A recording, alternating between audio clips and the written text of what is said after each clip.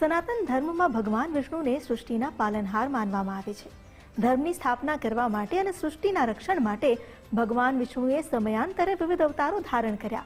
પણ આ બધા અવતારો માનવ દેહધારી નથી. મત્સ્ય અવતાર, કૂર્મ અવતાર, વરાહ અવતાર અને નરસિંહ અવતાર. આ અવતારો પાછળ છુપાયેલો એક ઊંડો આધ્યાત્મિક સંદેશ અને સૃષ્ટિના કલ્યાણનો ભાવ. આવો સમજીએ જ્યોતિષાચાર્ય ઉર્વેશકુમાર પંડ્યા પાસેથી.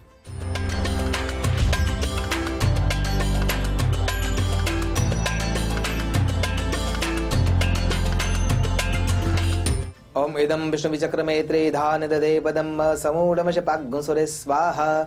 નમો નમઃ. તમારા બધાનું સ્વાગત કરું છું આધ્યાત્મિક મહાશક્તિમાં.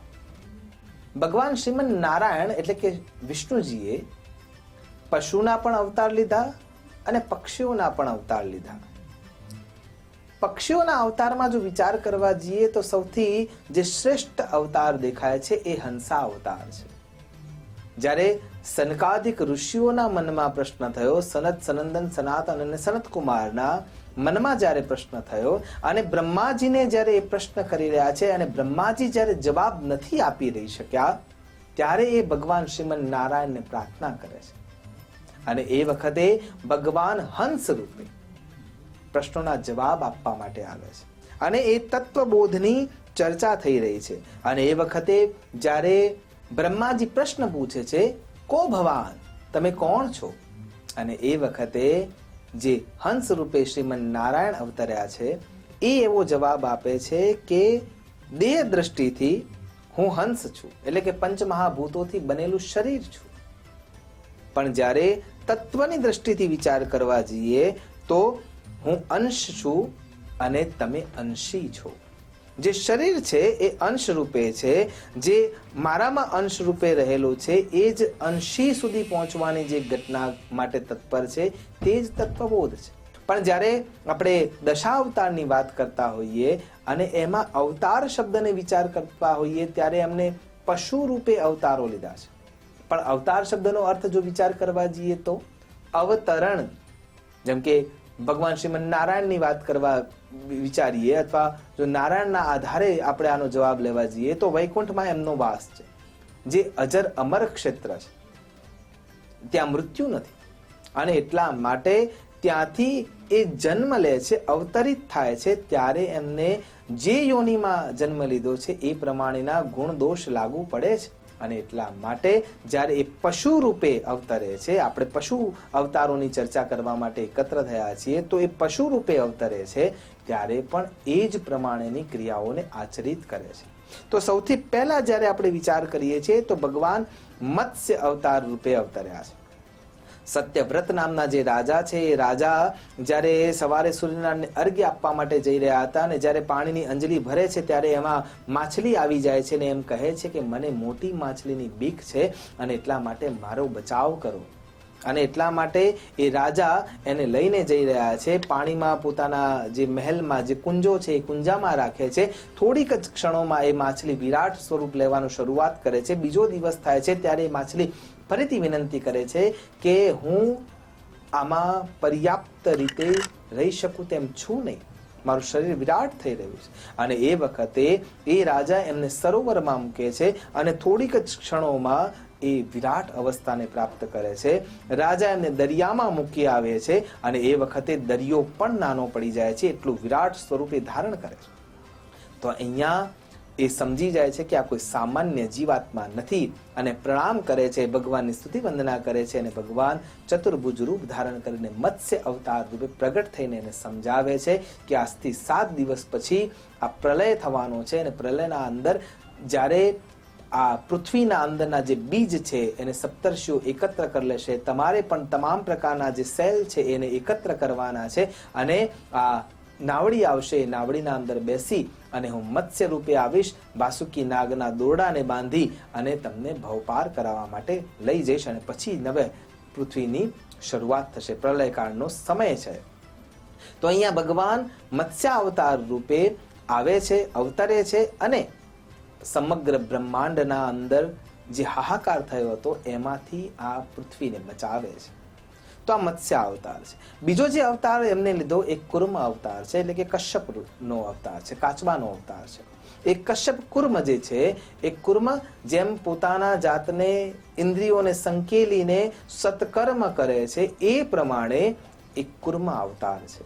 સમુદ્ર મંથનની ઘટના સર્વવિદિત છે, એટલા માટે વિસ્તાર નથી કરી રહ્યો. હું એવું સમજાવી રહ્યો છું કે જેમ પોતાની પીઠ પર એ મંદરાચલ પર્વતને ધારણ કરી અને આ પૃથ્વીના અંડને સાચવવા માટે થઈને 14 જે રત્નો સમુદ્રના ગર્ભમાં છે શ્રી સાથે અથવા ધન્વંતરી દેવીના હાથમાં જે અમૃત કળશ જોઈએ છે એ તમામને પ્રાપ્ત કરવા માટે થઈને એ પોતાના પીઠ પર ભારણ સહન કરે છે. અને એટલા માટે ભગવાનનો જે કુર્મ અવતાર છે એ પણ પશુ રૂપે છે. ત્યારબાદ ભગવાને વરાહ અવતાર લીધો. તો એ વરાહ અવતાર જ્યારે લે છે ત્યારે હિરણ્યાક્ષને દ્રષ્ટિથી વિચાર કરીએ તો હિરણ્યાક્ષ શું છે? અક્ષ એટલે આંખ અને હિરણ્ય એટલે સોનું. જેને પોતાના રૂપમાં કેવળ અને કેવળ દરેક જગ્યાએ સત્તા દેખાય છે કે આ બધું મારું જ છે ને હું જ એનો ભોગ્ય વ્યક્તિ છું. અને જ્યારે એ અવસ્થા એ દ્રષ્ટિ જેના અંદર આવી જાય છે ત્યારે સમજવાનું કે એનો નાશ થવો જરૂરી છે.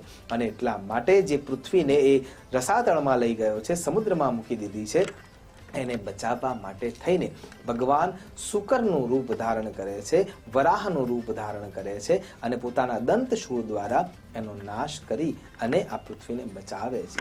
શુકરનું રૂપ એમને એટલા માટે ધારણ કર્યું કેમ કે સુરભી એટલે કે સુગંધ જે છે એ પૃથ્વીનું ગુણ છે અને એટલા માટે એને શોધવા માટે થઈને શુકરના રૂપે ભગવાન અવતરે છે.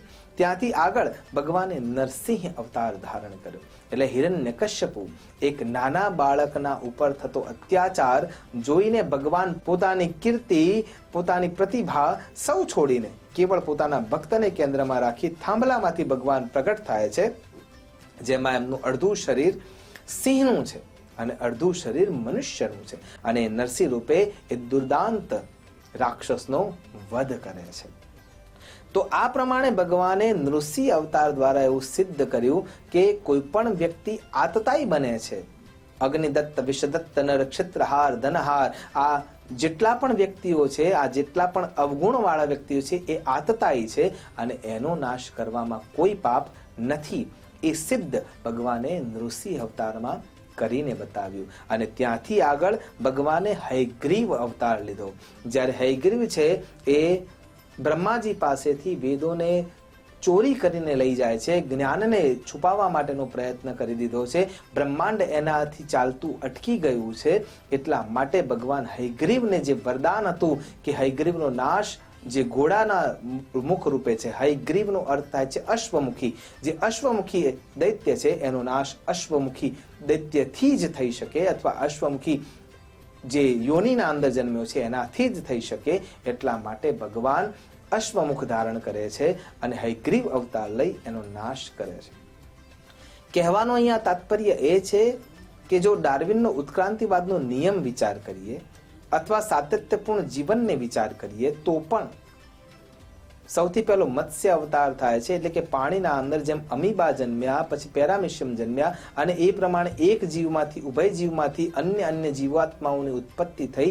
એ ઉત્ક્રાંતિને પણ આમાં આપણા ધર્મશાસ્ત્રોમાં બતાવવામાં આવ્યું છે. પછી જે પાણીમાં પણ રહી શકે છે અને જમીનમાં પણ રહી શકે છે એ શક્તિવંત કશ્યપ એટલે કે કુર્મ અવતારને પણ બતાવવામાં આવ્યો. અને ત્યાંથી જે જમીન ઉપર સુયોગ્ય રીતે શાસિત કરી શકે છે, જીવનને વ્યાપન કરી શકે છે, એ વરાહ અવતાર બતાવવામાં આવ્યું. પછી જે આવેશ રૂપે છે, જે અન્યાયનો વિરોધ કરે છે, એ આવેશના પ્રતિરૂપમાં નૃસિંહ અવતાર બતાવવામાં આવ્યો. અને પછી જે જ્ઞાન લબ્ધતાને છુપાવે છે, અયોગ્ય કાર્ય કરે છે, એમાં હયગ્રીવ અવતાર થયો.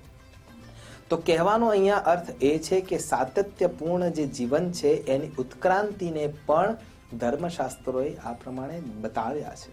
અને એટલા માટે સનાતન સંસ્કૃતિના પક્ષધર થઈને ખરા અર્થમાં એની સેવના કરવી જોઈએ. તો એના ગુઢાર્થને આપણે સમજી શકીશું અને પ્રબળ અને પ્રશસ્તતાથી આપણે આપણા ધર્મનું વ્યાપન કરી શકીશું. આશા કરું છું કે આપણે સૌ આ ધર્મના ગૂઢ રહસ્યોને સમજી અને આપણા ધર્મ કાર્યને શ્રેષ્ઠ બનાવી શકીએ. એ જ અભ્યર્થના સાથે નમસ્કાર. અસ્તુ સદા શિવોહમ. નમો નમઃ.